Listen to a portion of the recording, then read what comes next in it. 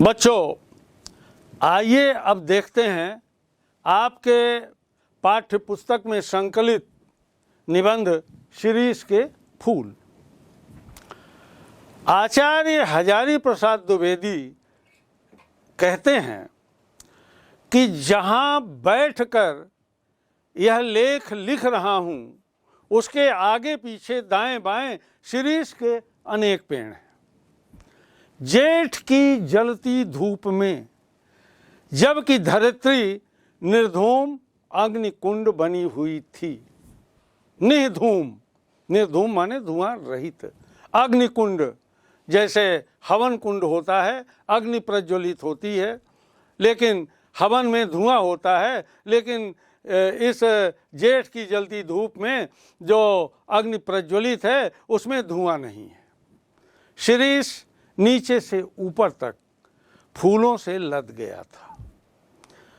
कम फूल इस प्रकार की गर्मी में फूल सकने की हिम्मत करते हैं। बहुत ऐसे फूल हैं जो गर्मी में खिलते ही नहीं हैं, लेकिन शिरीष गर्मी में खिलता है। कर्णिकार, कर्णिकार मतलब कनेर, आप लोग उसको कनेर कहते हैं। और एक होता है आरग्वध यानी अमलतास की बात मैं भूल नहीं रहा हूँ, ये आचार्य श्री कहते हैं। वे भी आसपास बहुत हैं। जहाँ शिरीष के पेड़ हैं उन्हीं के आसपास जो है कर्णिकार है यानी कनेर और अमलतास, आसपास बहुत सारे पौधे दिखाई दे रहे हैं। शिरीष के साथ आरग्वध की तुलना नहीं की जा सकती, क्योंकि अमलतास और शिरीष की तुलना नहीं कर सकते, इस प्रकार से आचार्य श्री का मानना है। आगे वो तर्क देते हैं। वह 15-20 दिन के लिए फूलता है। कौन? आरग्वध, अमलतास। बसंत ऋतु के पलाश की भांति। ये पलाश है बच्चों, ढाक, किंसुक, छिवला, टेसू, कई नाम है उसके। तो बसंत ऋतु के पलाश की भांति वो खिलता है और इसके बाद वो समाप्त हो जाता है। संत कबीर को इस तरह 15 दिन के लिए लहक उठना पसंद नहीं था। संत कबीर ये 15 दिन वाले फूलों को पसंद नहीं करते थे। वह भी क्या कि 10 दिन फूले और फिर खंखड़ के खंखड़, ठूंठ के ठूंठ, दिन 10 फूला फूल के और खंखड़ भया पलाश। ये संत कबीर की पंक्तियां हैं। पलाश के बारे में उन्होंने लिखा है। ऐसे दुमदारों से तो लडूरे ही भले, उबड़ खाबड़ ही भले। फूल है शिरीष। आचार्य श्री बड़े गर्व से कहते हैं कि फूल है शिरीष। बसंत के आगमन के साथ लहक उठता है। बसंत में उसका आना होता है और आषाढ़ तक जो निश्चित रूप से बना रहता है। अकेला फूल है ये प्रकृति के साथ। मन रम गया तो भरे भादों में भी निर्घात फूलता रहता है। निर्घात माने बिना आघात के, बिना रुकावट के। जब उमस से प्राण उबलता रहता है और लू से हृदय सूखता रहता है, एकमात्र शिरीष कालजयी अवधूत की भांति जीवन को अजेयता का मंत्र प्रचार करता रहता है। कालजयी मतलब समय को पराजित करने वाला। काल को जिसने जीत लिया हो। और अवधूत जो है ये वाम मार्गी जो तंत्र साधक होते हैं उन्हें अवधूत कहा जाता है। तो ये एक साधक की भांति जिसने समय को भी पराजित कर दिया है, वह कालजयी की तरह जीवन को एक संदेश देता है कि मेरी तरह से कितनी भी गर्मी आए, कितनी भी वर्षा हो, कितनी भी ठंडी आए, कितने भी संकट आए, पर आप जीवन में कभी निराश न हो, सदा कालजयी बने रहो, प्रसन्न बने रहो, सहर से अपने कर्मों का संपादन करते रहो। यद्यपि कवियों की भांति हर फूल पत्ते को देखकर मुग्ध होने लायक हृदय विधाता ने नहीं दिया है, पर ये हजारी प्रसाद जी अपने लिए कह रहे हैं, परंतु नितांत ठूठ भी नहीं हूँ। कहीं न कहीं वह कवियों की सहृदयता जो है मेरे भीतर है। शिरीष के पुष्प मेरे मानस में थोड़ा हिल्लोल जरूर पैदा करते हैं। शिरीष के वृक्ष बड़े और छायादार होते हैं। पुराने भारत का रईस जिन मंगल जनक वृक्षों को अपनी वृक्ष वाटिका की चहार दीवारी के पास लगाया करता था, उनमें एक शिरीष भी है। ये इसका उल्लेख जो है बृहद संहिता में हुआ है, ये 55-13 में। और अशोक, आप सब जानते हैं, अशोक वाटिका में माँ जानकी नीचे बैठी थी। अशोक के बारे में कहा गया है कि अशोकः शोक नाशनः, अशोक जो है संकटों का नाश करता है। अरिष्ट, अरिष्ट माने रीठा, और पुन्नाग एक सदाबहार वृक्ष है, ये उसे पुन्नाग ही कहते हैं। और शिरीष के छायादार और घन मसृण माने घने और चिकने हरितिमा से परिवेष्टित हरे भरे वृक्ष वाटिका जरूर बड़ी मनोहर दिखती होगी। बहुत सुंदर दिखती है, बड़ी मनोहर दिखती है। क्या क्या? अशोक, अरिष्ट यानी रीठा, पुन्नाग या ये एक सदाबहार वृक्ष है, और शिरीष के छायादार वृक्ष, ये जो हैं निश्चित रूप से वृक्ष वाटिका को सौंदर्यमय बना देते हैं, बहुत सुंदर बना देते हैं, और इन्हें शुभ वृक्ष भी माना गया है। महर्षि वात्स्यायन ने अपने काम सूत्र में बताया है, ये काम सूत्र उनका एक ग्रंथ है, कि वाटिका के सघन छायादार वृक्षों की छाया में ही झूला माने प्रेखर, दोला लगाया जाना चाहिए। दोला माने झूला। यद्यप पुराने कवि बकुल के पेड़ में, बकुल यानी मौलसिरी, ऐसी दोलाओं को यानी झूला को लगाकर देखना चाहते थे, पर शिरीष भी क्या बुरा है, शिरीष को उन्होंने प्रयुक्त नहीं किया। डाल इसकी अपेक्षाकृत कमजोर जरूर होती है, पर उसमें झूले वालियों का वजन भी तो बहुत ज़्यादा नहीं होता। वो जो मैंने कहा था इनकी भाषा में चुटीलापन रहता है, कहीं कहीं व्यंग्यात्मक हास्य का पुट रहता है, तो झूले वालियों का वजन भी तो बहुत ज़्यादा नहीं होता। कवियों की यही तो बुरी आदत है कि वजन का एकदम ख्याल नहीं करते। मैं तुंदिल नरपतियों की बात नहीं कर रहा हूँ, तो तुंदिल मोटे पेट वाले, वे चाहें तो लोहे का पेड़ बनवा लें जो मोटे पेट वाले हैं, और वहाँ अपना झूला डलवा लें। वास्तव में शिरीष का फूल जो है संस्कृत साहित्य में बहुत कोमल माना गया है। आचार्य श्री कहते हैं कि मेरा अनुमान है कि महाकवि कालिदास ने यह बात शुरू में प्रचार की होगी। इनका इस पुष्प पर कुछ पक्षपात था, मेरा भी है, लेखक का। कहा गए हैं शिरीष के पुष्प केवल भौरों के पदों का कोमल दबाव सहन कर सकते हैं, पक्षियों का बिल्कुल नहीं। इतने मुलायम होते हैं, इतने कोमल होते हैं कि अगर वहाँ पर भौरे पहुँच जाएं और उनका पद प्रहार हो जाए, उनका चरण लग जाए तो, और उनका वजन हो तो उसको सह लेंगे, लेकिन पक्षियों का तो बिल्कुल सह नहीं सकते, इतने मुलायम और कोमल होते हैं। पदम सहेत भ्रमरस्य पेलवम शिरीष पुष्पम न पुनः पततृणाम। अब मैं इतने बड़े कवि की बात का विरोध कैसे करूं?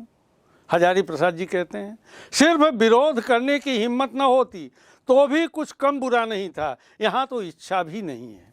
खैर, मैं दूसरी बात कह रहा था। शिरीष के फूलों की कोमलता देखकर परवर्ती कवियों ने, पहले वाले कवियों ने समझा कि इसका सब कुछ कोमल है, यह भूल है। इसके फल इतने मजबूत होते हैं कि नए फूलों के निकल आने पर भी स्थान नहीं छोड़ते। जब तक नए फल पत्ते मिलकर धक्का देकर उन्हें बाहर नहीं कर देते, तब तक वे डटे रहते हैं।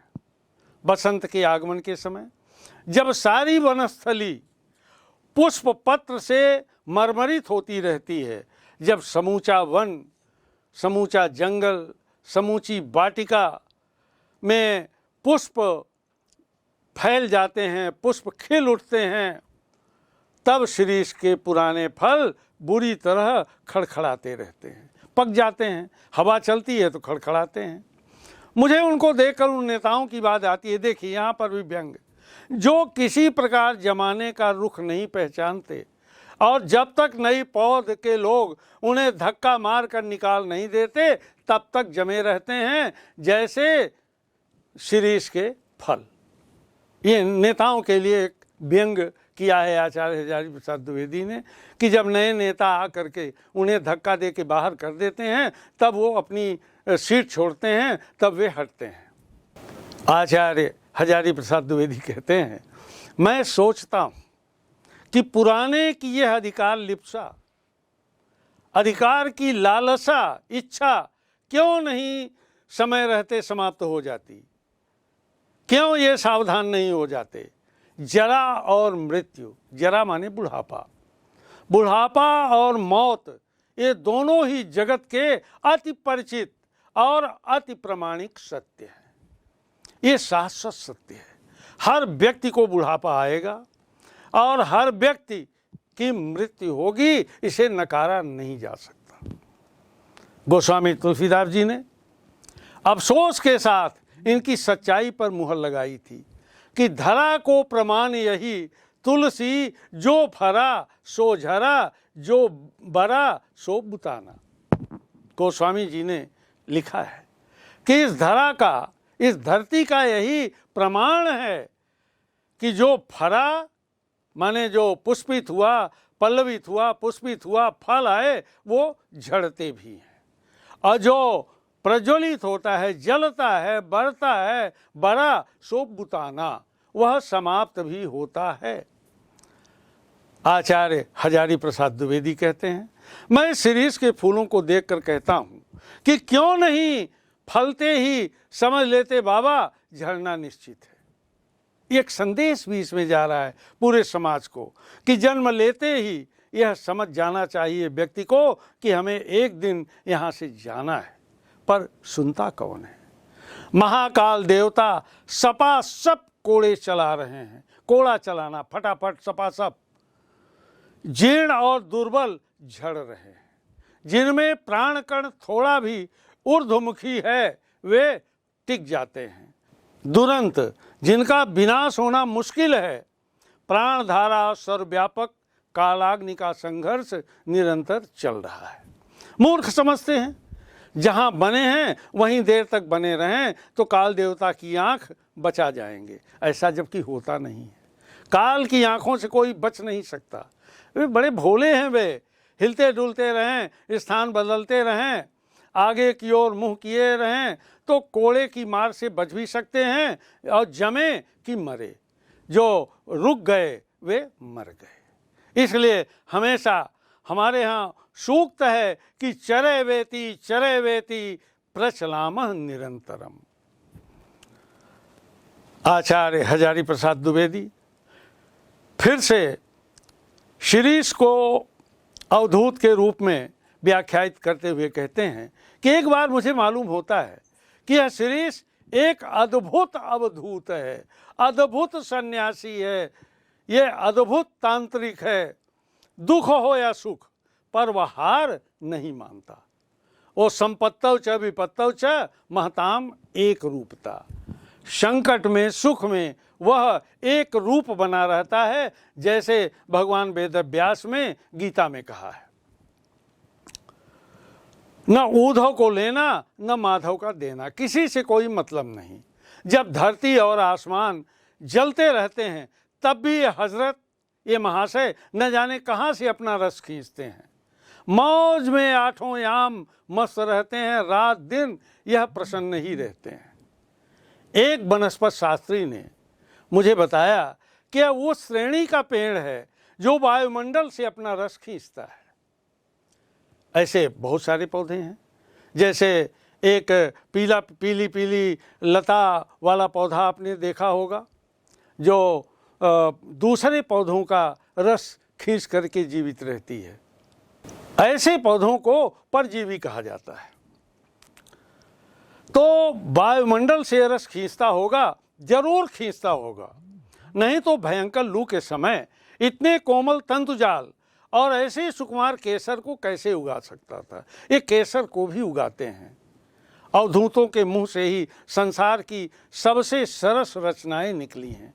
अवधूत, वीतराग, जो वीतराग नहीं है, जो अवधूत नहीं है, अनासक्त नहीं है, रचनाएं उसके मुख श्री से निःसृत नहीं होंगी। कबीर बहुत कुछ इस शिरीष के समान ही थे।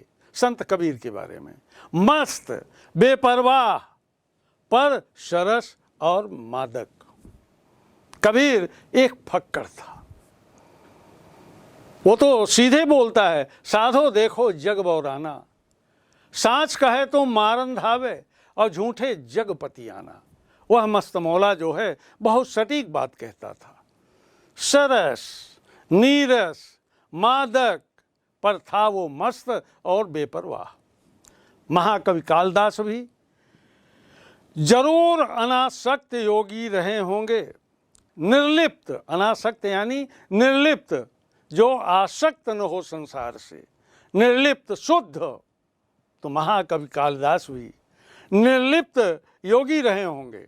शिरीष के फूल फक्कड़ाना मस्ती से ही उपज सकते हैं। जो फक्कड़ होगा उसी के दिमाग में यह शिरीष के फूल आ सकते हैं। महाकवि कालिदास ने मेघदूत काव्य उसी प्रकार से अनासक्त, अनाविल, उन्मुक्त हृदय से उमड़ा है, ऐसा आचार्य श्री मानते हैं। जो कवि अनासक्त नहीं रह सका, जो फक्कड़ नहीं बन सका, जो किए कराए का लेखा जोखा मिलाने में उलझ गया, वह भी क्या कवि है? ऐसे कवि नहीं होते। और वास्तव में बच्चों, कवि जो होते हैं वे परमात्मा का उन्हें वरदान मिला होता है, तब उनमें वो फक्कड़पन, वो मस्ती आती है। कहते हैं कर्णाट राज यानी कर्नाटक की प्रिया विज्जिका देवी ने गर्वपूर्वक कहा था कि एक कवि ब्रह्मा थे। उन्होंने केवल 3 कवियों को स्वीकारा है। एक कवि ब्रह्मा थे, दूसरे महर्षि वाल्मीकि और तीसरे भगवान वेदव्यास। तो ब्रह्मा के श्रीमुख से वेद निकले और महर्षि वाल्मीकि से रामायण निकली और वेदव्यास ने श्रीमद् भागवत, महापुराण और महाभारत और अनेक पुराणों की सर्जना की। एक ने वेदों को दिया, दूसरे ने रामायण को दिया और तीसरे ने महाभारत को दिया। इनके अतिरिक्त अगर कोई कवि होने का दावा करता है तो मैं उसे नहीं मानती। कर्नाटक की प्यारी रानी ये भी कहती हैं कि मैं उनके सिर पर अपना बायां चरण रखती हूँ। तेषां मूर्धनि ददामि वाम चरणम कर्णाट राजप्रिया। मैं जानता हूँ कि इस उपालंभ से दुनिया का कोई कवि हारा नहीं है, पर इसका मतलब यह नहीं कि कोई लजाया नहीं तो उसे डांटा भी न जाए। पर मैं कहता हूँ कवि बनना है तो मेरे दोस्त फक्कड़ बनो, कबीर की तरह, निराला की तरह। शिरीष की मस्ती को देखो। लेकिन अनुभव ने मुझे बताया है कि कोई किसी की सुनता नहीं, मरने दो। ये आचार्य श्री का व्यंग्य है। महाकवि कालिदास वजन ठीक रख सकते थे क्योंकि वे अनासक्त योगी की स्थिर प्रज्ञता कहते हैं बच्चों अविचल बुद्धि को, जो निरंतर जिसमें स्थायित्व बना रहता है।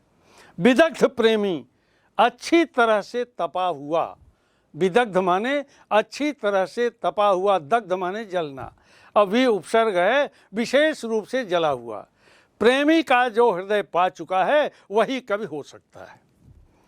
अरे कवि होने से होता क्या है?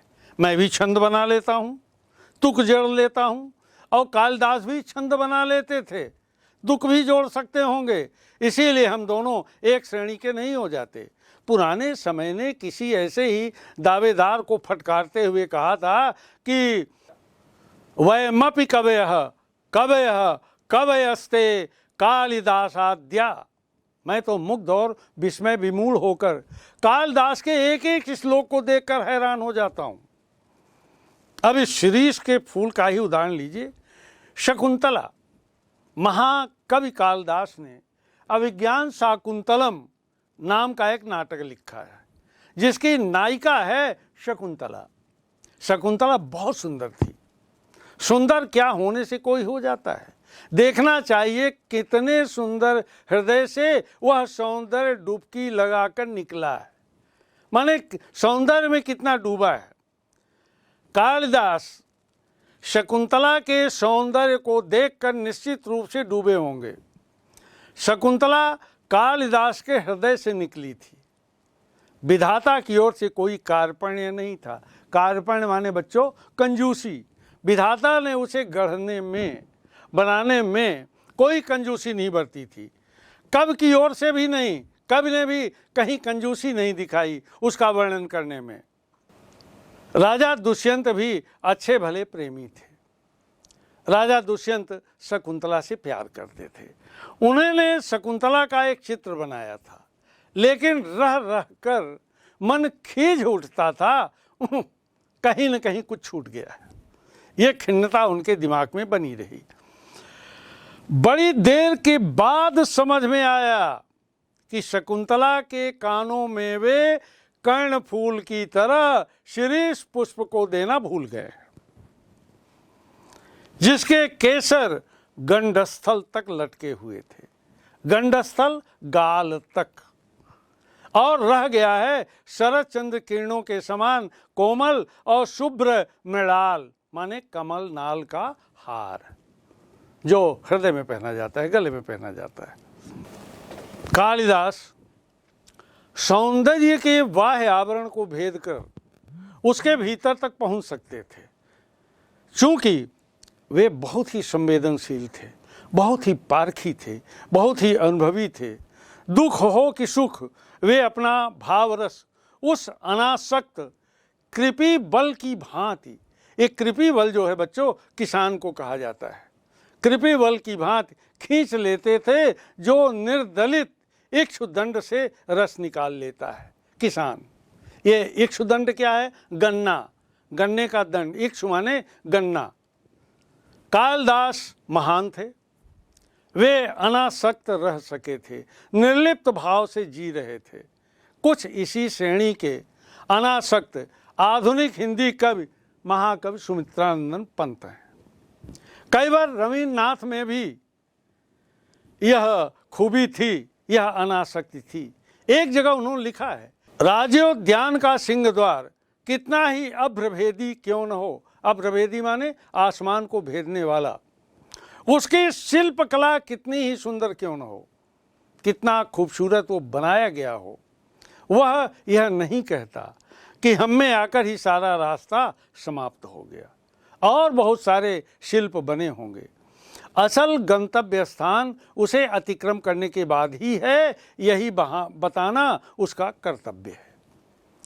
फूल हो या पेड़, वह अपने आप में समाप्त नहीं होता, कभी खत्म नहीं होते। वह किसी अन्य वस्तु को दिखाने के लिए उठी हुई अंगुली है, वह इशारा है। शिरीष तक सचमुच पक्के अवधूत की भांति मेरे मन में ऐसी तरंगें जगा देता है, जब शिरीष सचमुच बार बार शिरीष को आचार्य हजारी प्रसाद जी द्विवेदी अवधूत की संज्ञा दे रहे हैं। अवधूत एक ऐसा सन्यासी, एक इस तरह का तांत्रिक होता है जो निर्लिप्त भाव से जीवन जीता है। तो यह शिरीष अवधूत की तरह मुझ में ऐसी तरंगें जगा देता है जो ऊपर की ओर उठती रहती। इस चिलकती धूप में इतना सरस वह कैसे बना रहता है? क्या यह वायु परिवर्तन, धूप, वर्षा, आंधी, लू अपने आप में सत्य नहीं है? मतलब इसका प्रभाव इनके ऊपर नहीं पड़ता। ये संप्रति के विभिन्न संत्रासों के संदर्भ में लेखक कह रहा है, मार काट, लू अग्निदाह, लूटपाट, खून खच्चर, ये जो बवंडर बह रहा है, ये जो तूफान चल रहा है, उसके भीतर भी क्या इंसान रह सकता है? एक संदेश है, लेकिन शिरीष रह सका है। इसीलिए कहते हैं कि शिरीष की तरह निर्लिप्त भाव से जीवन यापन करो। अपने देश का एक बूढ़ा रह सका था, क्यों? मेरा मन पूछता है ऐसा क्यों संभव हुआ?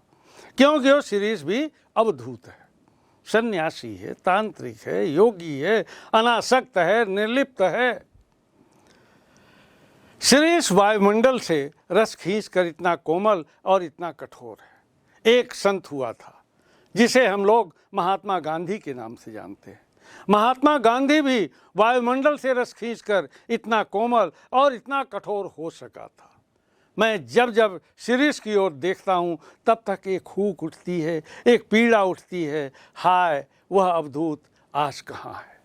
वह गांधी आज कहाँ है? वह गांधी का चिंतन आज कहाँ है?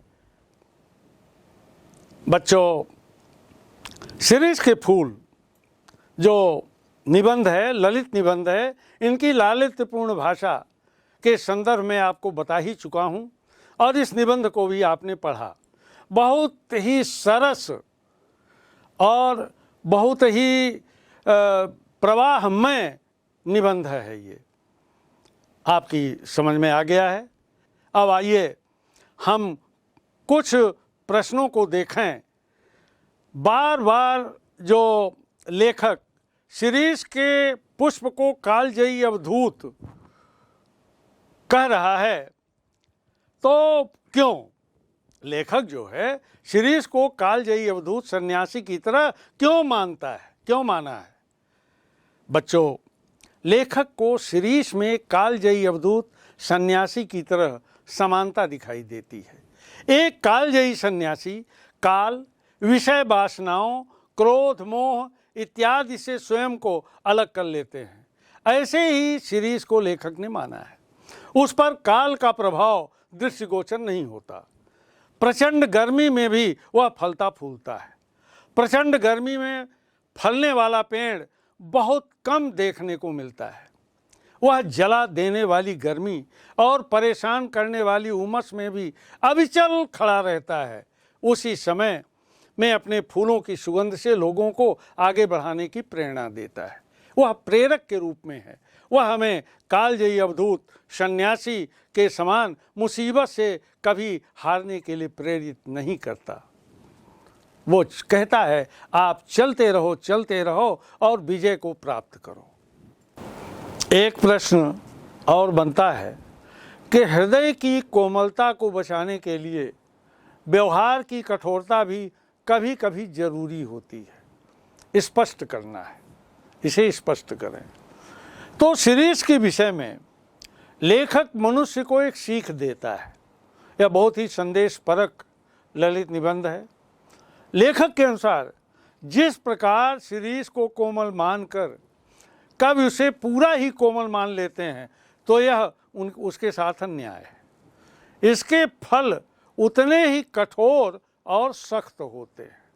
लेखक कहता है हमें इनसे सीख लेनी चाहिए कि अपने हृदय की कोमलता को बचाने के लिए व्यवहार की कठोरता कभी कभी जरूरी हो जाती है।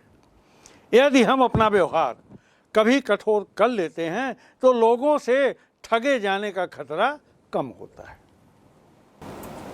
आचार्य हजारी प्रसाद द्विवेदी ने शिरीष के माध्यम से कोलाहल व संघर्ष से भरी जीवन स्थितियों में अविचल कर जिजीविषु बने रहने की सीख दी है। स्पष्ट करिए।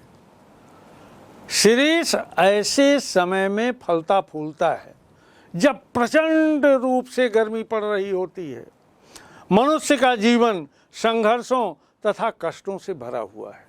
यहाँ पर लेखक ने गर्मी की प्रचंडता को जीवन के संघर्ष से जोड़ा है।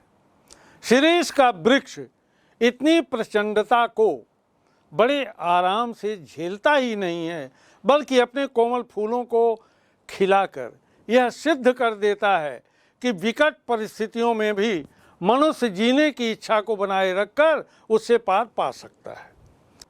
यह निर्भर करता है मनुष्य की जिजीविषा पर, जीवन की इच्छा शक्ति पर और अपने अस्तित्व के लिए किए जाने वाले संघर्ष पर। अगर मनुष्य लड़ना ही छोड़ दे और विकट परिस्थितियों से घबरा जाए तो वह जी नहीं सकता, वह तो टूट कर रह जाएगा। ठीक ऐसे समय में शीरीष का पेड़ हमें प्रेरणा देता है कि कोलाहल व संघर्ष से भरे जीवन स्थितियों में भी अविचल रहकर अपनी जीविका को बनाए रखा जा सकता है। बस जरूरी है हिम्मत की और एक प्रयास की कोशिश की। एक बात और आचार्य हजारी प्रसाद द्विवेदी ने अंत में कही है कि हाय वह अवधूत आज कहाँ है। ऐसा कहकर लेखक ने आत्मबल पर देह बल के वर्चस्व की वर्तमान सभ्यता के संकट की ओर संकेत किया है। कैसे? प्राचीन भारत में सदैव से ही आत्मबल पर ध्यान रखने के लिए कहा गया है। हमारा मानना है कि जिस मनुष्य की आत्मा प्रबल है वह इस संसार के हर कष्ट से परे है, वे संतोषी हैं और जीवन में हर प्रकार की सुख सुविधाएं और कष्ट उसके लिए निराधार है। आत्मबल के माध्यम से वह इंद्रियों से लेकर मन तक को अपने वश में कर लेता है। इस तरह वह महात्मा हो जाता है। यहाँ पर अवधूत ही ऐसे व्यक्ति के लिए कहा गया है जिसने विषय वासनाओं पर विजय प्राप्त कर ली है। आज के समय में ऐसे लोग देखने को कम मिलते हैं, मिलते ही नहीं। आज हर किसी के अंदर देह बल का वर्चस्व छाया हुआ है। सब शारीरिक बल को लोग अधिक महत्व देते हैं और इसका प्रयोग भी कर रहे हैं। यह हमारी सभ्यता के पतन का मार्ग है, क्योंकि कोई सभ्यता देह बल से फली फूली नहीं है। उसके फले फूले होने का कारण है आत्मबल। देह बल में शक्ति का प्रदर्शन होता है। देह बल में लोग शक्ति का प्रदर्शन करते हैं, अपने विरोधी को परास्त कर उसे गुलाम बनाना चाहते हैं। लेकिन आत्मबल में हम अपने शत्रु यानी मोह, काम, क्रोध, वासना, अहंकार इत्यादि पर विजय प्राप्त करते हैं और शांति का प्रसार करते हैं। यह समाज को देता ही है, लेता नहीं है। पर आज ऐसी स्थिति दिखाई नहीं देती। आचार्य हजारी प्रसाद द्विवेदी ने कवि साहित्यकार के लिए अनासक्त योगी की स्थिर प्रज्ञता और विदग्ध प्रेमी का हृदय एक साथ आवश्यक माना है। ऐसा विचार प्रस्तुत कर लेखक ने साहित्य कर्म के लिए बहुत ऊंचा मानदंड निर्धारित किया है। कैसे? प्रश्न बहुत ही महत्वपूर्ण है। लेखक ने कवि के लिए जो मानदंड निर्धारित किया है वह सही मायने में बहुत ऊंचा है। सही मायने में यही विशेषताएं एक व्यक्ति को कवि या साहित्यकार बनाती हैं। उसकी रचना, उसके हृदय में उमड़ने वाली भावनाओं और मन में उठने वाले विचारों का आईना है, दर्पण है। ये भावनाएं तथा विचार समाज के विकास और प्रगति के लिए अति आवश्यक होते हैं। एक कवि एक योगी के समान वस्तुओं तथा भोग विलास के प्रति आसक्त होगा तो वह योगी नहीं कहलाएगा, वह भोगी कहलाएगा। और भोगी जो होते हैं वे समाज को देते नहीं हैं, अपितु लेते हैं। एक योगी विषय वस्तुओं के प्रति अनासक्त होता है, आसक्त नहीं होता। उसकी बुद्धि चंचल नहीं होती, स्थिर होती है। अतः वह गंभीरता से किसी विषय पर सोच सकता है, चिंतन कर सकता है। इसके अतिरिक्त कवि में एक प्रेमी के समान विरह में तड़पता हुआ हृदय भी होना चाहिए। एक तड़पता हृदय किसी अन्य हृदय की तकलीफ को सरलता से समझ सकता है। यही तड़प उसे शुद्ध सोना बनाती है। इन गुणों से वह महान कवि या साहित्यकार बनकर समाज को उचित दिशा प्रदान कर सकता है। ऐसे मापदंड हैं जो अनुकरणीय हैं। बच्चों, आचार्य हजारी प्रसाद द्विवेदी जी ने सीरीज के माध्यम से कोलाहल व संघर्ष से भरी जीवन स्थितियों में अविचल रहकर अपनी जिजीविषु बने रहने की सीख दी है। जिस प्रकार शिरीष का वृक्ष चौओर फैली लू अग्नि धूप प्रचंड गर्मी के बावजूद सरस और फलों फूलों से आच्छादित हरा भरा रहता है, उसी प्रकार जीवन में आने वाले सुख दुख कष्ट मार काट लूट पाट खून खच्चर के माहौल में भी अपना हौसला न खोते हुए विपरीत परिस्थितियों में भी शांत और स्थिर रहकर जीवन जीना चाहिए। यही इस निबंध का प्रतिपाद्य है, उद्देश्य है।